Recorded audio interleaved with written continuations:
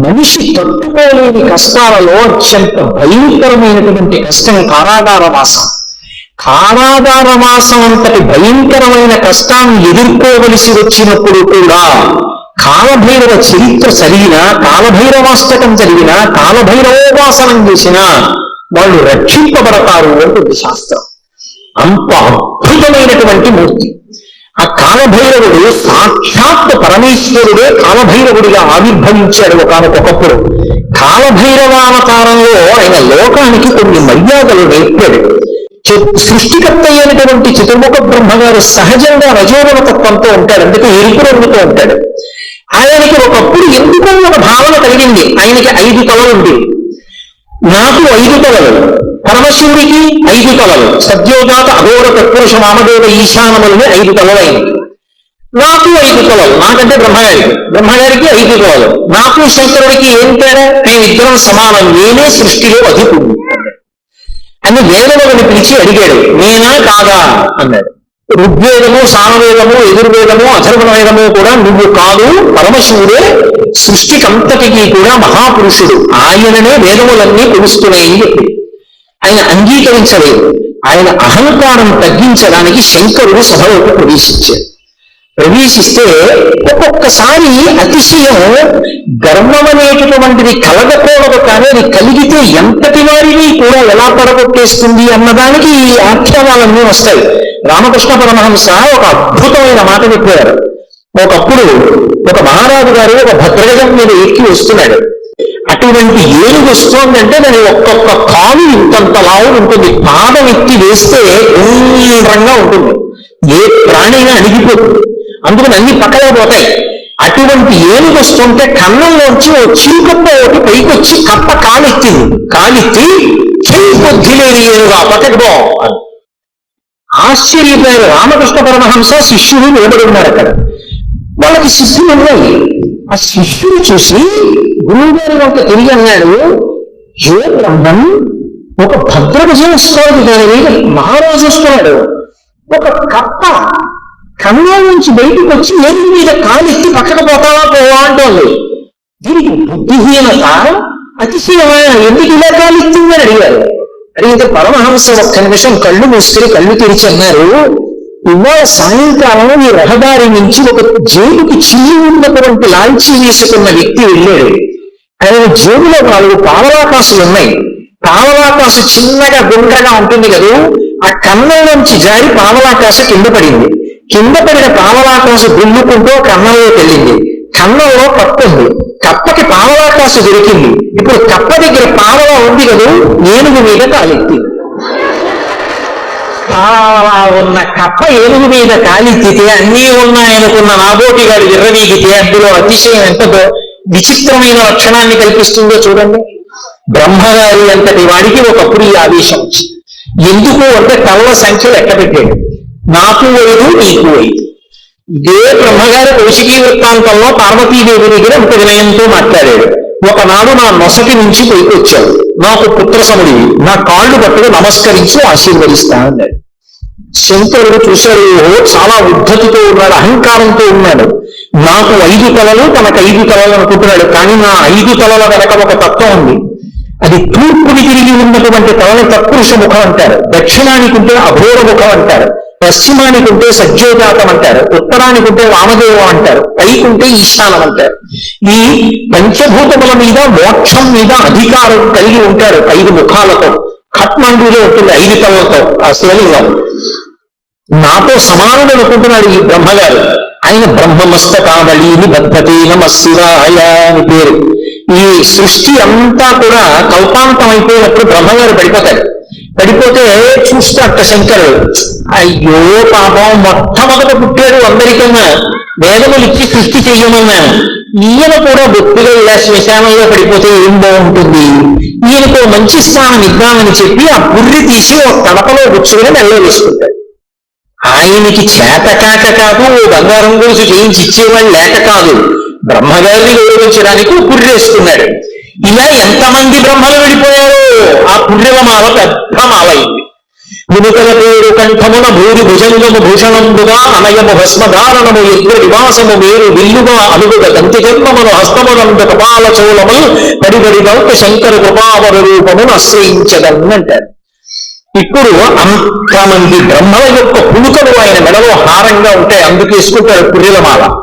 అరే ఈ బ్రహ్మకి అతిశయం కలిగిందని తనలోంచి ఒక ప్రాణిని ఉత్పన్నం చేశాడు. భృంగి యొక్క అంశ, భృంగి యొక్క అవతారం వచ్చినటువంటి వాడు. ఒక్కసారి పరమశివుని అంశతోటే భైరవుడు ఉత్పన్నమయ్యాడు. ఆ భైరవుడు మమ్మూర్తుల పరమశివుడు ఎలాగే ఉంటాడో అలాగే ఉంటాడు. ఆయన వస్తూనే ఆ బ్రహ్మగారి యొక్క పైన ఉన్నటువంటి తలకాయని పెద్ద యుద్ధం చేయలేదు, ఇలా గిల్లేశాడు. అహంకరించాడని కాలభైరవుడు ఒక తలకాయ గిల్లేశాడు. ఏమండి ఇప్పుడు నేను ఇలా పట్టుకుని ఇలా గిల్లేశాను అనుకోండి, ఆ మిగిలిన పుణ్యం ఏమనుకుంటుంది? దాన్ని ఒకదాన్ని గిల్లేండి, అది ఏడుగు రాడనుకుంటుందా? ఏమో ఇలా అన్నవాడు మళ్ళీ ఇలా అంటే అది ఉడికిపోతే మళ్ళీ వచ్చేస్తుందేమో చెయ్యని. ఇప్పుడు ఇలా అన్నవాడు మళ్ళీ ఇంకోటి ఇలా అంటే మూడే ఉంటాయి. అందుకని ఆయన ఏం చేశాడంటే బ్రహ్మగారు ఒక తలకాయ గిల్లేయగానే ఇంకా 4 తలకాయలు గిల్లేయి. అమ్మవారి వంట చూశాక అమ్మవారు 4 చేతులతో ఉంటుంది కదా. అమ్మా నేను తామర పువ్వులోంచి పుట్టాను, నీ చేతులు తామర పువ్వుల్లో ఉంటాయి కాబట్టి మన ఇద్దరికీ ఓ బంధుత్వం ఉంది. అమ్మ నా 4 తలకాయలు తామర పువ్వుల్లాంటి నీ చేతుల కింద పెడతారు, కాపాడమ్మా అని 4 తలకాయలు గబగబా పెట్టగానే అమ్మవారి 4 చేతుల కింద పెట్టాడు. పెట్టేటప్పటికి మళ్ళీ ఇల్లు చూశాడు, పైన అమ్మవారి చెయ్యండి నవి ఊరుకున్నాడు. అలా అమ్మా నీ చేతులు పెట్టుండకపోతే బ్రహ్మగారి తలకాయలు ఉండేవో ఉండకపో. కాలభైరవుడు అంటే అంతటి ప్రచండ శక్తి స్వరూపం. కాశీఖండంలో ఆయన గురించి ఒక అద్భుతమైనటువంటి విశేషం. అర్జునుడు తాను అధికండనొచ్చు గర్వింప కరనఖాగ్రమునక క్షిరము తుంచి సాకారయకు బ్రహ్మహత్యతో చనుదేరి సర్వలోకముందులు సంచరించి వైకుంఠమునకేగి రమా వైకుంఠు లక్షించ అమృత భిక్షాసనం అరగించి కాశికానగర కంఠోపదేశంబున పడలవైచకరంపు బ్రహ్మపులుక ఆధిపత్యముందు పొందే కామారి చేత పుణ్యవైచిన చోట కబురము చేసి కాశికాపురమునకు 7 గడవి చూపే క్రోధభైరవ దేవుడు ఉభజన్మ అంట. ఆయన బ్రహ్మగారి తలకాయ తుంపేశాడు. తుంపేస్తే ఆయన బ్రహ్మగారు బ్రహ్మహత్యాపాతకం వచ్చింది.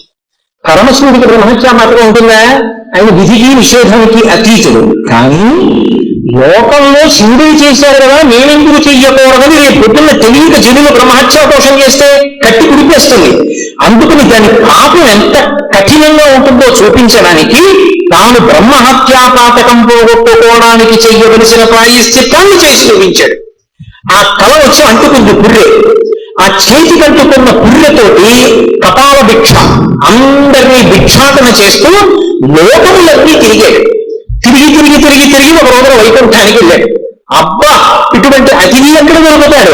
ఊరక వారు మహాత్ములు వారు రథముల ఇంద్రకరకు వచ్చుటలెల్లం కరణము మంగళములకు వీరొచ్చుట శుభమాకు నిజము మహాత్మ అంటారు నందుడు దొరుకుడు వస్తే దశమస్కంధంలో. అలా గబగబా పరిగెత్తుకొచ్చి లోపలికి పిలిచి శ్రీమన్నారాయణుడు లక్ష్మీదేవి కూర్చోపెట్టి ఆయనకి ఆతిథ్యం ఇచ్చారు.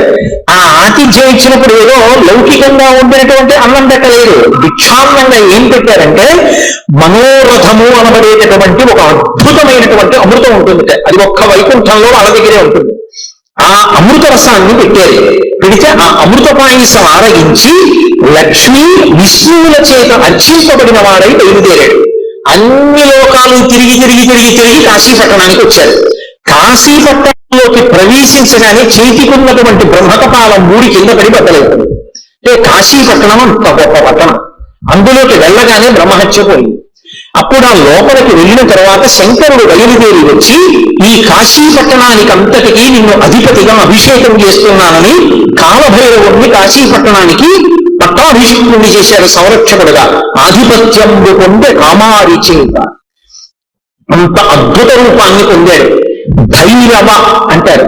భైరవ అన్న మాటకు అర్థం ఏంటంటే ఎవరిని చూస్తే హడిలిపోతావో, ఎవరిని చూస్తే భయం వేస్తుందో, ఎవరిని చూస్తే ఇక బుద్ధి పని చెయ్యదు, అటువంటి భయంకరమైనటువంటి రూపంతో ఉండేటటువంటి వాడికి భైరవ అని. లోకంలో ఎవరైనా సరే బాగా పాపములు చేసి చేసి చేసి చేసి చేసి చేసి శరీరం విడిచిపెట్టేశారనుకోండి, ఈ లోకం విడిచిపెట్టి వెళ్ళిపోయేటప్పుడు భైరవ యాతన అని ఉంటుంది. ఆయన క్రోధ రూపంతో వెంటబడతాడు బెత్తం పట్టుకొని. ఆయన్ని చూసేటప్పటికి భయపడి చెమటలు కక్కుతూ పరిగెడతాడు. పరిగెత్తి పరిగెత్తి పరిగెత్తి దాహార్తితో యమసదనం దగ్గర అగ్ని జ్వాలలతో ఉంటుంది తోరణం. ఆ తోరణం కింద నుంచి దూరుతాడు కాలిపోతూ. ఆ దోషం పోవాలి అంటే కాలభైరవ దర్శనం చేస్తారు. కాఠ్మండూలో, కాశీపట్టణంలో కాలభైరవ దేవాలయాలు ఉన్నాయి. కాలభైరవ దర్శనం చేస్తే భైరవ దండన అని ఆయన వేస్తాడు. ఓ బెత్తం పెట్టి ఓసారి వీపు మీద కొడతారు. ఇలా అక్కడతో ఆ పాపాన్ని తీసేస్తారు. ఆ చాలా అనుగ్రహమూర్తి. అలాగే కార్తీక మాసంలో వచ్చేటటువంటి పౌర్ణమి నాడు జ్వాలాతోరణం చేస్తారు. కొత్త గడ్డి తీసుకొచ్చి తోరణం కట్టి ఆ గడ్డి అంతా పెట్టి ఆవు నెయ్యి పోసి వెలిగిస్తారు. వెలిగించి పార్వతీ పరమేశ్వరులు పల్లకీలో వెళుతుంటే హరహర మహాదేవ శంభో శంకర అంటే భక్తులు కూడా పల్లకీతో వెళ్ళి మళ్ళీ వస్తూ ఉంటారు. ఎందుకు అలా వెళ్ళి వస్తూ ఉంటారు అంటే, నరకలోకానికి వెళ్ళి అగ్నితోరణం కింద నుంచి దూరవలసినటువంటి అగత్యాన్ని తీసేసి ఇక్కడే అగ్నితోరణం కింద నీవు అక్కడ చూడక్కర్లేదురా, నేను నీకు అండ ఉంటాను బెంగ పెట్టుకోకనే ఆయన నడిచి ఆయన వెనక మనం నడిస్తే ఇంకా అక్కడ అగ్నితోరణం చూడక్కర్లేదు, ఎన్నగా మంచి లోకాలకు వెళ్ళిపోతాడు. దానికోసం ఇక్కడ ఆయన అద్భుతమైనటువంటి జ్వాలాతోరణం చేస్తాడు. మనం చేస్తే అనుగ్రహాన్ని శంకరుడి ద్వారా పొందుతాం. అందుకని భైరవ శంకర భగవత్పాదులు కాలభైరవుని యొక్క వైభవం మీద ఒక అష్టకం చేశారు. దేవరాజసేవ్యమాన భావనాంగ్రి పంకజం భావనాంగ్రి పంకజం. దేవరాజు అంటే ఇంద్రుడు. ఇంద్రాదుల చేత పూజింపబడేటటువంటి పాదపద్మములు కలిగినటువంటి వాడు. వ్యాళయజ్ఞ సూత్రం ఇందు శేఖరం కృపాకరం. ఆ చంద్రబింబాన్ని శుక్లపక్షంలో ఉండేటటువంటి తదియనాటి చంద్రరేఖని కొప్పులో ధరించి ఉంటాడు. ఆయన వ్యాళయజ్ఞ సూత్రమిందు శేఖరం కృపాకరం నారదాది యోగి బృందవందితం దిగంబరం. ఆయన దిక్కులన్నీ ఆయనకి అంబరములై ఉంటాయి. ఆ దిక్కులు అంబరములై ఉన్న మీదట కొత్తగా ఇక వస్త్రాన్ని కట్టుకోడు, దిశములతో ఉంటాడు. అది ఒకటి. అసలు తెలుసుకోవాల్సిన రహస్యం వేరే ఉంటుంది. ఎప్పుడైనా మీరు శివాలయంలోకి వెళ్ళినప్పుడు కాలభైరవ దేవాలయానికి వెళితే బట్ట ఉండదు, ఆయన దిగంబరంగా నిలబడి ఉంటాడు. ఎందుకు అలా ఉంటాడు అంటే దానికి ఒక కారణం ఉంది. అంబరము దేనికి కట్టుకుంటారు అంటే, వస్త్రము కట్టుకున్నాడు అన్న మాటకి తాత్వికమైనటువంటి అర్థం ఏమిటి అంటే, లజ్జ పొంది ఉన్నారు, ఎవరు తాను చూసి సంతోషించాలో వాళ్ళు మాత్రమే సంతోషించాలి తప్ప అన్ని కానీ ఇంకొకలా చూడకుండా ఉండడానికి వస్త్రం కట్టుకుంటారు. సభాముఖంగా అంతకన్నా మాట్లాడకూడదు. బట్ట దేనికి కట్టుకుంటారు అంటే, ఏ పురుషుడు దాన్ని ఎలా చూడాలో అలాగే చూడాలి. భర్త అయితే దాని అవసరం లేదు, భర్త కాని వాడు ఇంకొకలా చూడడానికి వీల్లేదు. అంబరము ధరించి ఉంటాడు. అంబరము భక్తికి సంకేతం. భక్తి అంబరమును కట్టుకుంటాడు.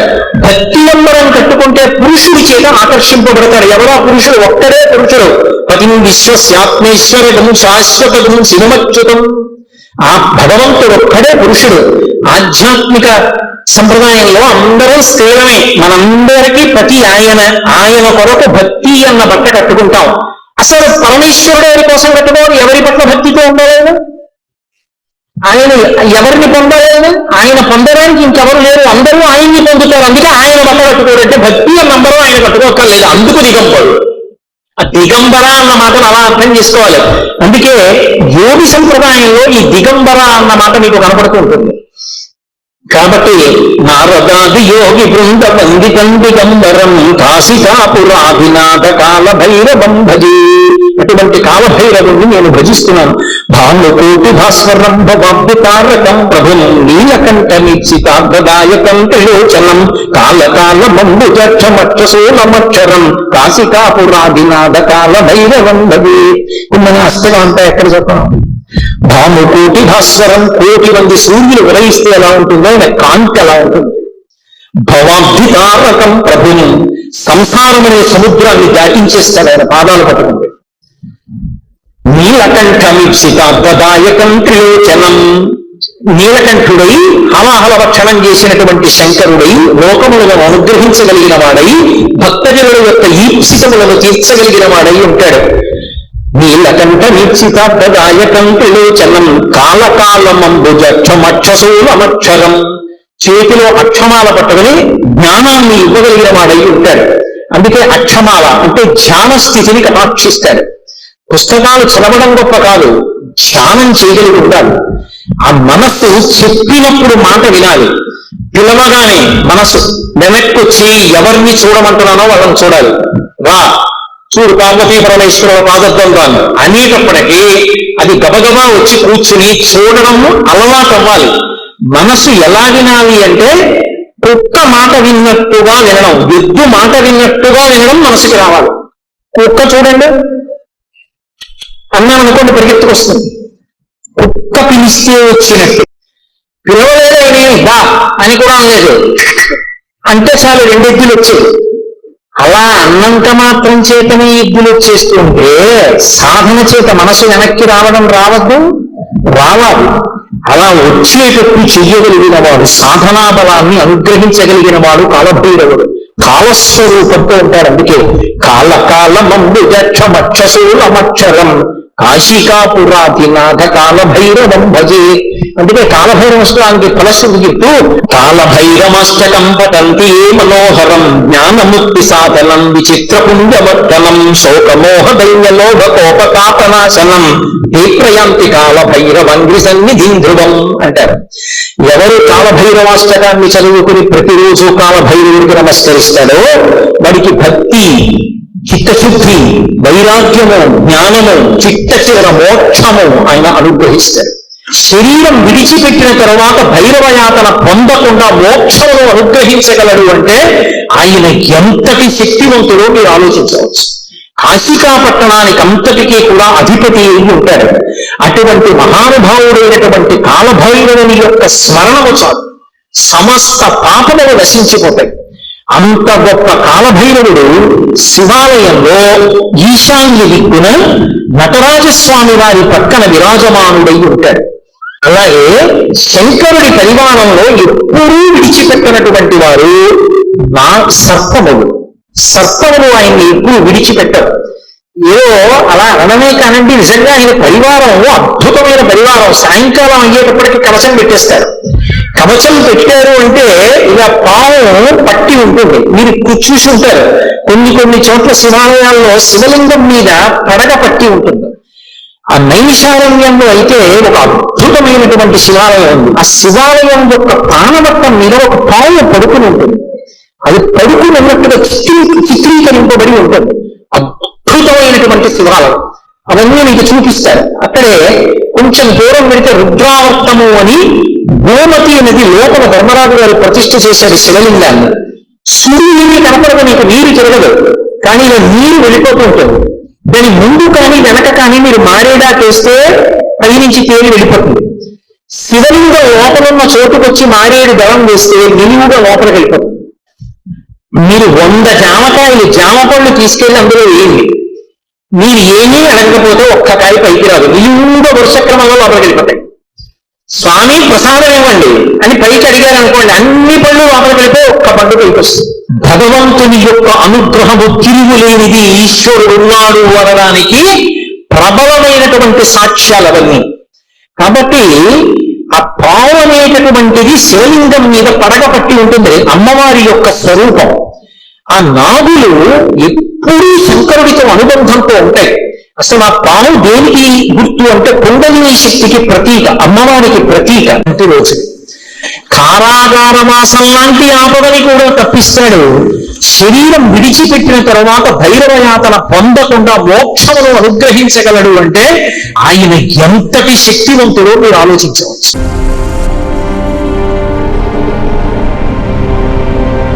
ఇది మీరు అందుకే కాశీ వెళ్ళడం ఎంత గొప్పదో, కాశీ వెళ్ళి వచ్చిన వాళ్ళు కాలభైరవ పూజ అని తప్పకుండా చేస్తారు. మా ఇంట్లో కాశీ సంతర్పణ చేస్తున్నామండి, మీ అందరూ రండి అని పిలిచి చిట్ట చివర ఏం చేస్తారంటే ఒక గారెల మాల గుచ్చి ఆ గారెల మాల తీసుకెళ్లి ఒక భైరవుడి మెళ్ళో అంటే ఒక కుక్క మెళ్ళో వేస్తారు. వేసి కుక్కని పూజిస్తారు ఆ రోజున. కాబట్టి ఈ కాలభైరవ స్వరూపం అన్నది ఏది, ఎందుకు వచ్చింది, ఏ పరిస్థితులలో వచ్చింది, ఎటువంటి స్థితిలో వచ్చింది, దాని గురించి వింటే ఎంత అభ్యున్నతి కలుగుతుంది, ఎంత గొప్పతనం కలుగుతుంది. మీరు ఒక్కసారి అవధరిద్దురు గాని 4 ముఖాలు 4 వైపులకి పైన ఒక ముఖం. శంకరుడికి ఇప్పుడు సజ్జోజాత అఘోర తత్పురుష మామదేవ ఈశానములను 5 ముఖాలు ఎలా ఉంటాయో అటువంటి 5 ముఖాలతో ఉండేవాడు. ఈ 5 ముఖాలతో ఋషుల వంక చూస్తూ అన్నాడు, అదేమిటయా బ్రహ్మం ఎవరని అడుగుతారేంటి? నేనే బ్రహ్మము. దీన్ని మీరు లోపలికి తీసుకెళ్ళి ఆలోచించాలి. మనం ఏమంటాం, మా అబ్బాయినండి. ఏది మీ అబ్బాయికి చర్మము కాని, రక్తము కాని, మాంసము కాని, కొవ్వు కాని, అస్థి కాని, శుక్ల కాని, మేత కాని నువ్వు తయారు చేసింది ఉందా? అందులో ఈశ్వరుడు నిర్మించాడు. అది ఈశ్వరానుగ్రహం. నీకో కొడుకు, ఈశ్వరానుగ్రహం నీకో కూతురు. ఇది నా ఇల్లు అంటే అందులో ఉన్నటువంటిది ఏది నీది? నీరు నీదా? సిమెంట్ నీదా? అందులో అన్నటువంటి అంటుకోగలిగినటువంటి శక్తి నీదా? ఒక ఇనుము సిమెంట్తో కలిసి ఒక స్లాబ్ అయ్యే శక్తి నీదా? ఏది నీది? ఈశ్వరుడు ఇచ్చాడు. మరి నా డబ్బండి, నీ డబ్బు సంపాదించడానికి నీకు శక్తిని ఎవడిచ్చాడు? ఈశ్వరుడు ఇచ్చాడు. నువ్వు ఉన్నావు భవతి మంగళం, నువ్వు గృహప్రవేశం చేయడానికి ఎవరిచ్చారు? వాడు నీలో ఉండబట్టి నువ్వు శివమై ఉన్నావు. నీదేమిటి? అన్ని నాది నాదంటావే, అన్ని నేను సృష్టించాను, నేను కొన్నాను, నేను పెట్టానంటావే. ఈ అనే ప్రకృతికి బ్రహ్మ అని పేరు. కాబట్టి ఇప్పుడు దారి తప్పిన బ్రహ్మ ఇది. అన్నీ నేను చేస్తున్నాను అంటోంది. పై బ్రహ్మగారి గురించి అనకండి, లోపల బ్రహ్మగారి గురించి విచారణ చేయండి. మీకోసం వస్తుంది కదా. ఇప్పుడు ఏమైంది? వాళ్ళ ముగ్గురిని పెట్టి మీకు కథ నేర్పుతున్నారు. ఇప్పుడు బ్రహ్మగారు అన్నారు, నేనే ఈ లోకాలన్నింటినీ సృష్టించింది, నేనే నిక్కపు కర్తని, నేనే ఈ సమస్త లోకాలని ప్రవర్తింపచేసిన వాణ్ణి, నేనే వీటిని సంహారం చేసేవాడిని, నేను ఇప్పుడైనా చచ్చిపోయినా నేను ఇప్పుడు బతికే ఉంటాను. కాబట్టి నాకన్నా బ్రహ్మ ఎవరు? నేనే బ్రహ్మ. ఎవరికి వాడు ఏమంటాడు? ఇది నాదండి, అది నాదండి, ఇదంతా ఈ సైట్లన్నీ నావండి. ఏమయ్యా ఎప్పుడు నీవో ఉండిపోతా? ఎందుకు ఉండిపోవండి? వాడంటే తెలివి తక్కువ చచ్చిపోయాడుగా, నేను చచ్చిపోతానండి, నేను ఇలాగే ఉంటాను, అవన్నీ నావే అంటే. ఎవడైనా నేను చచ్చిపోతానండి, అదేంటి ఇవన్నీ నాకు ఉంటానంటే నేను విడిపోతాను, నేను అశాశ్వతం అండి, ఈ శరీరం ఉంటుందా అంటానండి. అలా అంటే వాడు ఇవన్నీ నావన్నీ అండి మహాజ్ఞానం అయిపోతారు అసలు. కాబట్టి ఇప్పుడు ఇవన్నీ నావే, నాకు చావు ఎక్కడుంది అన్నాడు. అంటే చిత్రం ఏంటంటే పక్కనున్న శ్రీ మహావిష్ణువు అన్నారు, పొడి ఈ జగంబులను పుట్టక చేసి తీయను కాదే ఈశ్వరుడను యజ్ఞపూరుకుడ సర్వము నిలరువారవీని నిబ్బరముగ తత్తమారయము పన్నుగ ఇందరిలాన ఇట్లు పెద్దరికము చూపబోకు ఇక తప్పులు పలుకకు నీరజోద్భవ. స్థితికారుడని ఉన్నది ఉన్నట్టు నిలబెట్టడం అదొక లక్షణం. ఇప్పుడు ఆయన అన్నారు, అదేమిట్రోయ్ నా అంత వాణ్ణి నేనంటున్నావు, అసలు నువ్వు పుట్టింది నా అధిగమంలోంచి కదా, నేనంటూ ఉంటే కదా నువ్వంటూ వాడు పుట్టుకొచ్చావు. కాబట్టి అసలు నీ అస్తిత్వం నాలోనుంది. 2 యజ్ఞపురుషుణ్ణి నేను. నువ్వు చెప్పిన 4 ముఖాలతో చెప్పిన వేదంలోంచి యజ్ఞంలో ఎవరిని ఆరాధిస్తారు? నన్ను ఆరాధిస్తారు. కాబట్టి నేను యజ్ఞపురుషుణ్ణి, అన్నీ ఏలేవాణ్ణి నేను. నిబ్బరంగా తత్వం ఆలోచించు. ఇదేమిటి నీ అంతవాణ్ణి నువ్వు అంటున్నావు? నువ్వు కాదు, నేను బ్రహ్మ అన్నారు ఆయన. ఇద్దరికీ ఈ విషయంలో జగడం వచ్చింది. నిజంగా వాళ్ళకి కాదు జగడం, అన్నీ నేనే సృష్టించాను, ఇవన్నీ నా వల్లే ఉన్నాయి. ఇదొక చిత్రం. లోకం ఎలా ఉంటుందంటే, నేను ఒకసారి ఒకరింటికి వెళ్ళి చాలా ఆశ్చర్యపోయాను. ఆ ఇంట్లో భర్త గారు బాత్రూమ్ దగ్గర కూర్చుని ఉన్నాడు. నేను వెళ్ళేటప్పటికి రెండు అన్నయ్యారు, రెండు అన్నాడు. అంటే వెళ్ళి అమ్మా ఏడి మా స్నేహితుడు ఏడి అమ్మా అంటే, ఆయన్ని పొద్దున్నుంచి బాత్రూమ్ దగ్గర కూర్చోబెట్టామండి అంది. ఏమమ్మా ఏమైంది, ఎందుకు బాత్రూమ్ దగ్గర అన్న? నాకు మీకు తెలుసు కదా అన్నయ్య గారు, నాకు ఇంటీరియర్ డెకరేషన్ అన్నా ఇల్లు మెయింటెనెన్స్ అన్నా ప్రాణం అండి. ఆయనకి పొద్దుటి నుంచి వాంతులు, గబుక్కుని ఇక్కడ పడుకున్నారు అనుకోండి, వాంతి ఆపుకోలేకపోతే ఇల్లు పారైపోతున్నాను, ఆ బాత్రూమ్ దగ్గరే కూర్చోబెట్టాను తగ్గేవరకు. సో ఏమైంది, కత్తిన వాడు ఏమంటావు, వాడికన్నా దిక్కుమాలిన మెయింటెనెన్స్ ఎక్కువైపోయి. కాబట్టి ఇదంతా నేను నిర్వహిస్తున్నాను, ఇదంతా మాదే అని అదొక వెర్రి. నేనున్న చోటికి ఎదురున ఓ ఇల్లు ఉండేది, ఆ ఇంట్లో పెద్ద చెట్టు ఉండేది, ఆ చెట్టు నీడనిచ్చేది. ఆ నీడ కింద ఒకసారి ఒక ఆయన కారు పెట్టారు, మా తరగతికి తెలిసిన విషయం. కారు పెడితే ఆయన అన్నాడు, ఇది మా ఇంట్లో చెట్టు నీడ, మీ కారు పెట్టడానికి వీలు లేదు, మీకోసం వచ్చిన వాళ్ళ కారు తీసేవారు. అయ్యో బాబాయ్ నేను తెల్లబోయాను, వాళ్ళ ఇంట్లో చెట్టు నీడలో ఎవరి కోసం వచ్చిన కారు పెట్టకూడదు అన్నాడు. అంటే పోయి ఏమన్నా జగడం ఉందా అంటే ఏం లేదు. అంటే నాది నాది నాది అన్న భావన అలా ఉంటుంది. ఎండలో నించున్న ఆ చెట్టుకు లేదు ఈ భావన, ఈ నీడ నాదే. అది ఎవరైనా నించుంటారని ఇచ్చింది. ఆ నీడ మీద యాజమాన్యం వహిస్తారు ఒక్కొక్కరు. ఎంత విచిత్రంగా ఉంటుందో చూడండి లోకం. అందుకొచ్చేయండి పురాణాలు. అక్కడ జరిగిందనకండి, వాళ్ళని చూసినా కూడా ఎందుకు, వాళ్ళందరూ పరబ్రహ్మాలు. వాళ్ళకి కాదు అజ్ఞానం, ఇక్కడ ఉంది అజ్ఞానం.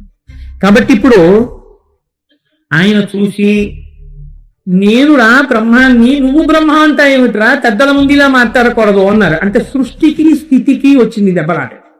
పరమహంస మాటలు మీరు వింటే అండి, రామకృష్ణ పరమహంస జీవితం చాలా ఆశ్చర్యంగా ఉంటుంది. ఆయన ఒకసారి గంగానది పడవ మీద దాటుతున్నారు. దాటుకుంటే అవతల పడవ మీద ఒక ఆయన కూర్చుని ఉన్నాడు.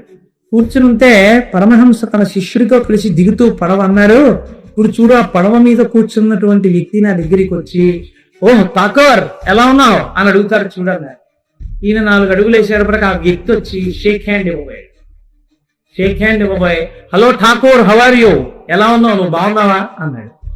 బాగున్నానండి మీ దయ వల్ల అని పరమహంస వెళ్ళిపోయారు. మీరు ఈ విషయం ఎలా చెప్పగలిగారు అని అడిగాను నేను.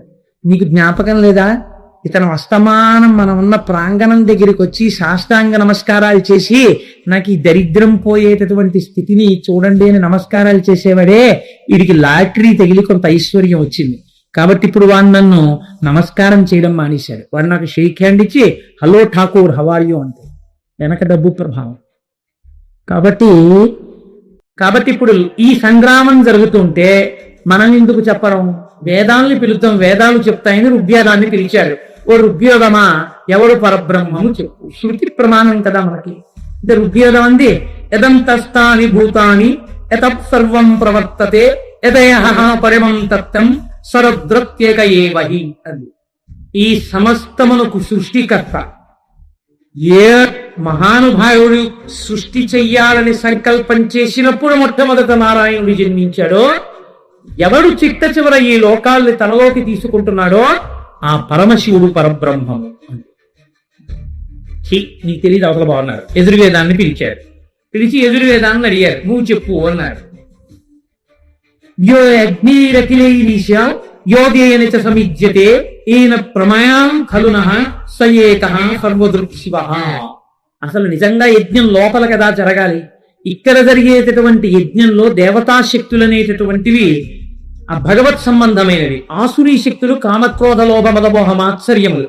ఇవి పోయి ఈశ్వరీ శక్తులు రావడానికి జ్ఞానము మహేశ్వరుడు ఇస్తాడు. కాబట్టి ఆ యజ్ఞమునందు, జ్ఞాన యజ్ఞమునందు ఆరాధింపబడుతున్న వాడు కనుక పరమశివుడే పరబ్రహ్మము అని యజుర్వేదం చెప్పింది. సామవేదాన్ని పిలిచి అడిగారు. సామవేదం అంది ఏనేదం భ్రమ్యతే విశ్వం యోనిధర్యో విచింత్యతే యద్భాసాయర్హసతే విశ్వం స ఏకస్త్రయంబకః పరః అని. 3 కన్నులున్నవాడు ఎవరున్నాడో, ఎవడు ఈ లోకాన్నంతటి తిప్పుతున్నాడో, ఈ తిప్పుతున్నవాడిని ఏ యోగులు ఉపాసన చేస్తున్నారో, ఏ యోగులకి ఉపాసన చేత జ్ఞానమునందు తెలియబడుతున్నాడో, ఎవరు అలా తనలో తాను రమిస్తూ ఉంటారో అటువంటి శివుడు పరబ్రహ్మము అని యజుర్వేదం సామవేదం చెప్పింది. అధర్వణ వేదాన్ని పిలిచారు. అధర్వణ వేదం అంది ఎంతత్యంతి దేవ్యాంశం భక్తి అనుగ్రహ్యాదనే తనే ఔతం కైవల్యం శంకరం దుఃఖతత్పరం. మహానుభావుణ్ణి భక్తులందరూ సంసార సముద్రమును దాటి దుఃఖమును పోగొట్టుకునే ఆనందాన్ని తెలుసుకోవడానికి ఉపాసన చేస్తున్నారో అటువంటి పరమశివుడు పరబ్రహ్మము అని చెప్పింది. అంటే మనం కాదురా సృష్టి చేసింది, మనం కాదురా నిలబెట్టింది, వేరొకడు ఉన్నాడు అని తెలుసుకోమని శాస్త్ర ప్రమాణం. 4 వేదాలు ఇదే చెప్తున్నాయి. ఈ జ్ఞానాన్ని పొందమని వేదాలన్నీ చెప్తున్నాయి. వాళ్ళకి ఈ మాట నచ్చలేదు. ఇప్పుడు ప్రణవాన్ని పిలిచారు, ఓంకారాన్ని. ప్రణవం పిలిస్తే ప్రణవం అంది ఎవడు నిరంతరము శక్తి స్వరూపంతో క్రీడిస్తుంటాడో, శక్తి ఆయనను విడిచిపెట్టి ఉండదో, శక్తీశ్వరులై వాళ్ళు ఉన్నారో, అందుకే యనమదుగులో ఉన్న ఆలయానికి శక్తీశ్వర దేవస్థానం అని పేరు. అటువంటి శక్తీశ్వరుడై శక్తి ఆయనతో ఆయన శక్తితో విడివరకుండా కలిసి ఉంటారో అటువంటి వాగర్ధంగ వివ సంప్రక్తమైనటువంటి ఆ పార్వతీ పరమేశ్వరుడు ఉన్నారే, పార్వతి వామార్థ భాగమనందున్న శంకరుడే పరబ్రహ్మము అని ప్రణవం చెప్పింది. ప్రణవం చెబితే వాళ్ళు అంగీకరించలేదు. అంగీకరించక మీ అందరి దోషభూయిష్టమైన వాక్కులే మాట్లాడారు అన్నారు. అంటే మనం ఏమంటాం, కాదురా అబ్బాయి, వేదం వేరే చెప్తోంది, మన ప్రజ్ఞ కాదురా ఇదంతా, పరమేశ్వరుడన్నవాడొకడున్నాడు. పరమేశ్వరుడన్నవాడొకడున్నాడనడానికి మీకు ఒక్క ప్రమాణం చాలండి. ఈశ్వరుడన్నవాడు లేడు నేను బలవంతంగా కళ్ళు మూసుకుంటానన్నవాడిని తెరిపించే ప్రయత్నం చెయ్యక్కర్లేదు. ఈశ్వరుడు ఉన్నాడా లేడా మీకు ఒక్కటే ఉదాహరణ. మీరు ఒక గాలి బుడగని తీసుకొచ్చి ఒక చిన్న సూదితో, గుండు సూదితో ఇలా అనండి, ఇంత చిన్న రంధ్రంలోంచి మొత్తం లోపలున్న గాలి బయటికి వెళ్ళిపోయే ప్రయత్నంలో పట్టని తెలిపోతుంది. ఈ శరీరంలో ప్రాణ అపాన వ్యాన ఉదాన సమాన నాగ కూర్మ కృకర ధనంజయ దేవదత్తములన్న 10 వాయువులు తిరుగుతున్నాయి. 10 వాయువులు తిరుగుతున్నటువంటి ఈ శరీరంలో 9 కన్నాలున్నాయి, 2 కళ్ళు, 2 ముక్కులు, 2 చెవులు 6, నోరు 7, మలద్వారం 8, మూత్రద్వారం 9, ఇది కాకుండా స్వేదరంధ్రాలు ఉన్నాయి. ఇన్ని రంధ్రాలున్న శరీరంలో ఈ వాయువులు ఈశ్వరానుగ్రహం వరకు, ఈశ్వర శాసనం అయ్యే వరకు లోపలికి వెళ్ళి బయటికొచ్చి, లోపలికెళ్ళి బయటికొచ్చి జరుగుతుండవలసింది. ఆయన శాసనం అయిపోతే ఇంకొక ఊపిరి నీవు తీయలేవు. ఆక్సిజన్నే పట్టుకొచ్చి పెట్టినా వాడు ఉండడు, వెళ్ళిపోయాడు. ఇన్నాళ్ళు ఊపిరి నువ్వు పీల్చుంటే చచ్చిపోయిన వాళ్ళు చేత కాక ఊపిరి తీయడం మానేశారా? ఊపిరి ఆపగలిగిన శక్తి ఒకటి ఉన్నది, అది నువ్వు నిద్రపోయినప్పుడు కూడా ఊపిరి తీయించుచున్నది. ఆ ఊపిరి తీస్తున్నది ఎవరో నువ్వు ఆలోచించు, వాడు ఈశ్వరుడు. కాబట్టి ఏమిటి మాట్లాడతావు? ఏమిటి సృష్టి, ఏమిటి స్థితి, ఏమిటి? పరబ్రహ్మం ఒకటి ఉంది, ఇది వేదాలు చెప్తున్నది. దాన్ని ఉపాసన చెయ్యి, నా అంత వాణ్ణి నేనని ఇలా అనకు. ఈ మాటలు రుచించకపోతే ఇప్పుడు వాణ్ణి ఏమి చెయ్యవలసి ఉంటుంది? దండించవలసి ఉంటుంది. ఈశ్వర కృతజ్ఞుడై ప్రవర్తిస్తున్నాడు కనుక 1 జన్మ యందు, 2 జన్మల యందు, 10 జన్మల యందు, 100 జన్మల యందు, ఏ జన్మల యందు చూస్తాడు.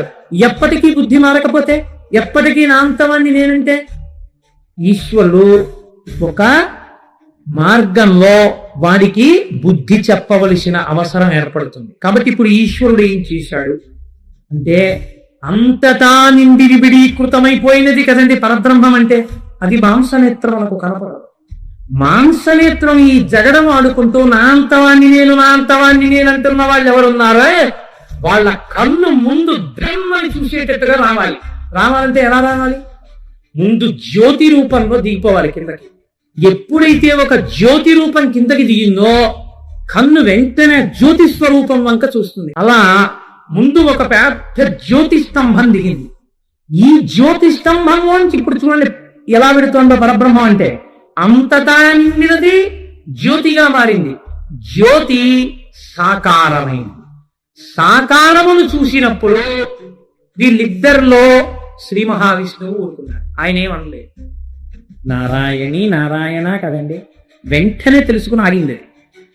చతుర్ముఖ బ్రహ్మగారు రజోగుణ ప్రవృత్తి ఉన్నవాడు, అందుకే ఎరుపు రంగుతో సంకేతిస్తారు ఆయన. ఆయన అన్నారు, ఎవడురా నువ్వు ఇలా కనపడితే నేను భయపడిపోతాననుకున్నావా? నువ్వు నా 2 కనుబొమల మధ్యలోంచి పుట్టిన రుద్రుడవు, నన్ను స్తోత్రం చేయి, నిన్ను ఊరుకుంటానన్నాడు. కాబట్టి ఇప్పుడు ఏమైంది? ఈ మాటలు ఎప్పుడైతే విన్నాడో వీడికి ఇంకా బుద్ధి రాలేదు. కాబట్టి ఇప్పుడు దండించాలి. దండించడానికి ఇప్పుడు అది రూపాన్ని మార్చింది, ఘోర రూపాన్ని పొంది. ఈ క్రమాన్ని చాలా గొప్పగా చూపించారండి మనకి. ఇది కాలభైరవ తత్వము అన్నారు. ఇది నిర్గుణంలో మొదలవుతుంది. అంతటా ఉన్నది మీకు కనపడదు, నిర్గుణంగా ఉంటుంది. అది గుణాన్ని పొందుతుంది, జ్యోతి అయింది. అక్కడతో ఆగలేదు, అది సాకారమైంది. అక్కడతో ఆగలేదు, దానినే ధిక్కరిస్తే ఇప్పుడు ఆ బ్రహ్మం ఏమైంది? ఆ బ్రహ్మాన్ని మీరు జాగ్రత్తగా అర్థం చేసుకుంటే, పార్వతీదేవి చెప్పింది, నువ్వే నాకు తాతవి, నువ్వే నాకు మామవి, నువ్వే నాకు కొడుకువి, ఇన్ని రూపాలు నువ్వు ఉంటావు, ఇన్ని రకాలుగా నీతో నాకు అనుబంధం ఉందని. ఎందుకని బ్రహ్మము కాబట్టి అన్ని అనుబంధాలను పొందుతుంది. నువ్వు ధిక్కరించి ఏదో మాట్లాడితే దాని గురించి. కాబట్టి ఇప్పుడు ఏమైంది అంటే అది ఒక ఘోర రూపాన్ని పొందింది. దీన్నే చాలా అద్భుతమైన ప్రక్రియలో మనకి చూపిస్తారు. ఓం నమో భగవతే సదాశివాయ సకల తత్వ విదూరాయ సకల లోకైక కర్త్రే సకల లోకైక హర్త్రే సకల లోకైక సంహర్త్రే సకల లోకైక వరప్రదాయ సకల దురితార్తి భంజనాయ సకల జగదభయంకరాయ శశాంకశేఖరాయ శాశ్వత నిజాభాసాయ నిరాభాసాయ నిరామయాయ నిష్కలంకాయ నిష్ప్రపంచాయ నిర్ద్వంద్వాయ నిస్సంగాయ నిర్మమాయ నిర్మలాయ నిర్గుణాయ నిరుపమ విభవాయ నిత్య శుద్ధ బుద్ధ పరిపూర్ణ సచ్చిదానంద ద్వైత పరమ ప్రకాశాయ తేజోరూపాయ తేజోధిపతయే జయ జయ జయ రుద్ర మహారుద్ర వీరభద్రావతార కాళభైరవ కల్పాంత భైరవ కపాలమాలాధర ఖట్వాంగ ఖడ్గ చర్మ పరశు పాశంకుశ ధనరుక మృగశూల చాప బాణ గదాశక్తి బిందివాల కోనర ముసల ముసుండి ముద్గర ప్రాస పరిఘ పట్టిస శతఘ్నీ చక్రాబ్జాయుధ భీషణకర సహస్రదంస్త్రాయ కరేణవదన వికటాట్టహాస విస్ఫాటిత బ్రహ్మాండ మండల నాగేంద్రహార నాగేంద్ర వలయ నాగేంద్ర చర్మ నాగేంద్ర కుండల మృణ మృత్యుంజయ విరూపాక్ష విశ్వేశ్వర వృషభవాహన విష విరూపణ మాం రక్షయ రక్షయ ప్రజ్వల ప్రజ్వల చోరాన్ మారయ మారయ మమ శత్రువులుచ్ఛాటయోచ్ఛాటయ శూలేన విదారయ విదారయ కూష్మాండ భూత భేతాల మారీగణ బ్రహ్మ రాక్షస గణాత్ సంత్రాసయ సంత్రాసయ మాలాభయం కురు విత్రస్తం మానాశ్వాసయాశ్వాసయ దుఃఖాతురం మానానందయానందయ శుత్రుసాక్తం మానాప్యాయాప్యాయ అమృత కటాక్ష వీక్షణేన మానాలోకయాలోకయ మాం సంజీవయ సంజీవయ నరక భయం మాముద్ధరోద్ధర శివ కవచేన మామాచ్ఛాదయాచ్ఛాయ త్రయంబక సదాశివ పరమశివ నమస్తే నమస్తే నమస్తే నమః అని లోకం నిలబడిపోయింది. ఇప్పుడు ఏమైంది? నిర్గుణమైనటువంటి వాడెవడున్నాడో వాడు ఒక్కసారి అటువంటి రూపంతో సహస్రకంస్త్ర వికటాత్త సవిస్ఫాటిత బ్రహ్మాండ మండల నాగేంద్రహార నాగేంద్ర వలయ నాగేంద్ర చర్మ ధార మృణ మృత్యుంజయ అటువంటి రూపాన్ని పొందాడు. పొంది ఏమి నీ ఆజ్ఞ అని మొదటి రూపాన్ని అడిగాడు. అహంకారంతో మాట్లాడుతున్నాడు. జ్యోతి స్వరూపంలో ఆవిర్భవించిన మూర్తిని 5వ తలతో ధిక్కరించాడు. నా 5 తలలు వాడి 5 తలని లెక్క పెట్టాడు. గిల్లే 5వ తల. ఇప్పుడు ఈ స్వరూపం ప్రచండ రూపాన్ని పొందింది. దిగంబరమై 5వ తలని తన గోరితో గిల్లేసింది. అలా గిల్లేసిన రూపం ఏదో అది కాలభైరవ స్వరూపం. ఇప్పుడు గిల్లేస్తే 4 తలకాయలు పట్టుకెళ్లి అమ్మవారి చేతుల కింద పెట్టేశారు బ్రహ్మగారు. పెట్టేసి ఈశ్వరా పొరపాటున నేను అలా మాట్లాడాను, ఎవరు బ్రహ్మమో నాకు ఇప్పుడు అర్థమైంది. ఈశ్వరా నేను చేసినటువంటి పొరపాటు మన్నించి ఉదయుడవై నన్ను కాపాడు అని అడిగితే శంకరుడు అన్నాడు, నీవు కాలము వలె ప్రకాశించుతున్నావు. కాలం ఎలా వెళ్ళిపోతూ ఉంటుందో అలా ఉంది నీ నడక. నీ నడకలో బ్రహ్మగారి 5వ తల తెగిపోయింది. కాబట్టి నీవు ఇవ్వాల్టి నుంచి కాలభైరవ అని పిలుస్తాయి. నువ్వు ఎంత గొప్పవాడివైనా చతుర్ముఖ బ్రహ్మగారి 5వ తల తింపేశావు కాబట్టి నీకు బ్రహ్మహత్యా పాతకం అంటుంది. ఈ 5వ తలకాయ పుర్రె చేతిలో పట్టుకుని 12 సంవత్సరములు భిక్షాటన చేసి తిన కపాలంలో. అందువల్ల నీకు బ్రహ్మహత్యా పాతకం పోతుంది. పుట్టేటప్పుడే నీ స్వరూపాన్ని చూసేటప్పటికే లోకమంతా గజగజలాడిపోయింది కాబట్టి నిన్ను భైరవ శబ్దంతో పిలుస్తాడు. ఎవడు ఈశ్వరుణ్ణి ధిక్కరించి ఇక్కడ బ్రతుకుతాడో వాడికి ప్రాణోత్క్రమణం అవగానే నువ్వే కనపడు. దీన్ని భైరవ యాతన అంటారు. హడిలిపోతాడు జీవుడప్పుడు. తన వాళ్ళన్న వాళ్ళని నమ్మి ధిక్కరించాడు కదా, అప్పుడు నువ్వు కనబడదు కానివి. దాన్ని భైరవ యాతన అని పిలుస్తారు. కానీ పాప మర్దనం చేస్తావు. ఎవరు నీ గురించి వింటారో, శివాలయానికి వచ్చినప్పుడు ఎవరు కాలభైరవుడి ముందు శిరస్సు వంచి నమస్కరిస్తారో వాళ్ళు నన్ను చేరకుండా అడ్డొచ్చిన పాపాన్ని నువ్వు తీసేయి. అలా తీసేసే శక్తి నీకు ఇచ్చాను కాబట్టి నిన్ను ఆనర్ధకుడు అని పిలుస్తారు. ఇక నుంచి నా దేవాలయాలలో నువ్వా సాధారణంగా క్షేత్రపాలకుడవై ఉంటో భక్తుల యొక్క పాపాల్ని నువ్వు తీసిన వాటిని నువ్వు పాపాలని తినేసి వాళ్ళని రక్షిస్తావు కాబట్టి నీకు పాపభక్షకుడు అని పేరిస్తున్నాను. ఇహలోకమునందు ఇప్పటి వరకు మేం చేసి ఈశ్వరుడి పట్ల మేం చేసినటువంటి దూషణల ఫలితం ఎలా పోతుందని బెంగ పెట్టుకున్న వాళ్ళ కోసం భైరవ యాతన ఇక్కడే తేలికగా అనుభవింపచేస్తాడు. అందుకే హరిద్వార్ ఋషికేశ్ వెళ్ళిన వాళ్ళు మానసాదేవి దేవాలయానికి వెళితే బయటికి వచ్చేటప్పుడు ఒక్కసారి ఒంగోందని ఓ బెత్తం పెట్టి కొడతారు వీపు మీద. భైరవ యాతన అని అది అంటున్నారు కర్ర. దూరం నుంచే చూసి బాబాయ్ దెబ్బ నొప్పెడుతుందేమో అని ఆఖరికి వెళ్ళి ఆ దెబ్బ కొట్టించుకోవడానికి 5 రూపాయలు కట్టాలి. తెలుసా? 5 రూపాయలు ఇస్తేనే కొడతారు, లేకపోతే కొట్టరు. పురుషార్థం. 5 రూపాయలు ఇచ్చి ఒంగుంచే కొడతారు, కర్ర పెట్టి కొడితే అదేమంత పెద్ద దెబ్బ తగదు కదా, అంటారు. సప్పుడికి మనం తామాత అయిపోయి అలా అయిపోయిందా అని ఇలా అంటాం, ఏమీ అవదు. తన అక్కలతో పాపాలు పోతాయి. కాబట్టి పాపాలని తీయేస్తావు కాబట్టి నిన్ను ఆర్ధకుడు అని పిలుస్తాడు, పాతదక్షణుడు అని పిలుస్తారు. నిన్ను కాశీ క్షేత్రానికి అధిపతిగా ఉంచుతున్నారు. నీ అనుగ్రహం ఉన్న వాళ్ళే కాశీ క్షేత్ర ప్రవేశం చేస్తారు. అందుకే మనకి ఆ క్షేత్ర ప్రవేశం ఇచ్చిన క్షేత్రపయ్యకుడు కనుక అయ్యా నాకు లోపలికి ప్రవేశింపచేసిన పాపాన్ని దగ్ధం చేశావయ్యా కాలభైరవ అని మహానుభావుడికి ఇక్కడికి రాగానే కాలభైరవ పూజ అని కాశీ నుంచి రాగానే కృతజ్ఞతాభావనతో చేసి ఇన్నాళ్లు చేసిన తప్పులు ఎలాగో చేశాను, ఒక మంచి పని చేస్తానని అల్ల సంతర్పణ చేస్తాడు. అందుకే కాశీ సంతర్పణ చేస్తున్నారండి అంటారు. కాశీ సంతర్పణకి పిలిస్తే తప్పకుండా వెళ్ళి ఆ కాశీ సంతర్పణలో ప్రసాదం తీసుకుని వస్తారు. మనం తిన్నాగా మూర్తి గారు. కాబట్టి అటువంటి కాశీ సంతర్పణ నీ పేరు మీద చేయబడుతూ ఉంటుంది అని ఆనాడు పరమేశ్వరుడు కాలభైరవుడికి ఇన్ని వరములను గుప్పించాడు. ఆ మూర్తియే ఇప్పటికీ మనకి ప్రతి దేవాలయంలో, ప్రతి శివాలయంలో ఆయన ఈశ్వరాజ్ఞని ఔదల దానికి వచ్చిన వాడు కనుక మహానుభావుడు కాలభైరవ స్వరూపంతో ఉంటాడు. భక్తుల పాలిట కొట్టు బందాయం.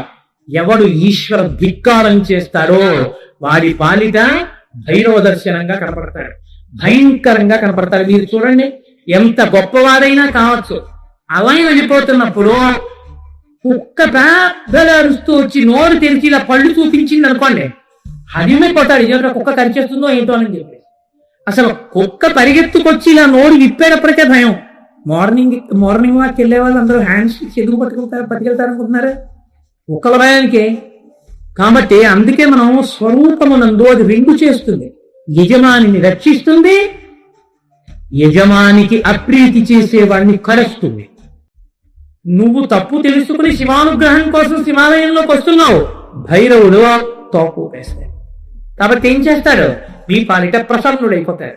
ఇలా మా పాలిట ప్రసన్నుడైపోయాడు భైరవమూర్తిని చెప్పడానికే ఆయన మెళ్ళో గారెల గడ్డ వేస్తారు. అంటే మాంసం మినుము ఎందు ఎక్కువ ఉంటుంది కాబట్టి ఆయన్ని మాంసము చేత ఆరాధన చేసినట్టు ఓ గారెల దండ వేస్తారు. అది అటు ఇటు వెళ్ళి కింద పడేసుకుని ఆ గారెలు తింటుంది, లేకపోతే వేరే విషయం అనుకోండి. అందుచేత కాలభైరవ స్వరూపంగా ఆ కాలభైరవుడు ఆయనకున్న లక్షణం ఏమంటే వారణాసి క్షేత్రంలోకి వీడిని ప్రవేశపెట్టడమా, వీడు అడుగు పెడితే లోపలికి వస్తే వీడి పాపరాశి ధ్వంసం అవుతుంది, వీడికి గంగా స్నానం ఇవ్వడమా, అందుకని వీడిని ఎలా లోపలికి రాణిస్తామని కాలభైరవుడి యొక్క అనుగ్రహం ఉంటే తప్ప లోపలికి రాలేదు. భైరవ యాతనని పొందుతాడు. అందుకని కాలభైరవుడికి నమస్కరించి పునర్దర్శనాన్ని అడగాలి. అయా కాశీ అందుకే బయలుదేరే ముందు క్షేత్రపాలకుడు కాబట్టి ఆయనకి నమస్కారం. అయ్యా మేము బయలుదేరితే వచ్చేస్తామని నమ్మకం ఏం లేదు, నువ్వు ఉన్నావు బయట, నీ అనుగ్రహం ఉండాలి. కాబట్టి స్వామి కాలభైరవ మాకు కాశీ క్షేత్ర ప్రవేశాన్ని కల్పించు. దర్శనం అయిపోయింది, ఎవరు మీకు అనుమతి ఇచ్చారో వారికి నమస్కారం, కృతజ్ఞత చెప్పి అయ్యా నువ్వు మమ్మల్ని అనుగ్రహించావు, పునః మాకు ఇలాగే దర్శనాన్ని అనుగ్రహించు అని మీరు కృతజ్ఞత చెప్పి బయలుదేరి రావాలి.